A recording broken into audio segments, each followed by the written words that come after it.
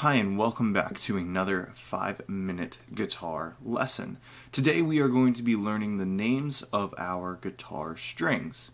Now to save time, I didn't really go over this in the guitar parts video. It also has more to do with note names than the actual parts of the guitar. So without further ado, I'm going to give you 2 ways to memorize the names of the strings on your guitar. Now this is the same for acoustic, electric, classical, any guitar you would have. But it can change as you advance in playing guitar based on preference and what song you're doing. But this is called standard tuning, and these are the standard names for the guitar strings. So we're going to start here, which is considered top, at the smallest string. That would be your little E, and above that is B. After that we have G. After that D. After that would be A. And lastly we have another E, but we call this one big E or low E. So you have high E, low E, little E, big E. Those are the letters. Kind of difficult to remember them just by the letter names. So let's make it a little bit easier by creating a phrase. So we're going to call this little E Easter. We're going to call the next string Bunny. Goes dancing at Easter. So you have Easter Bunny goes dancing at Easter. So that's E, B, G, D, A, E. So that would be from top to bottom.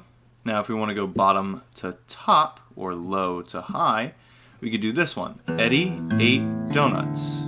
Good boy, Eddie. Again, that is Eddie ate donuts. Good boy, Eddie. So breaking that down to be E, A, D, G, B, E. So it's good to be able to memorize this from top to bottom and bottom to top. You want to be able to recite the strings in either order.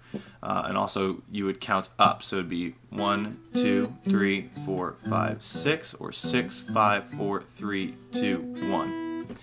So we count from top to bottom, and we count backwards from bottom to top.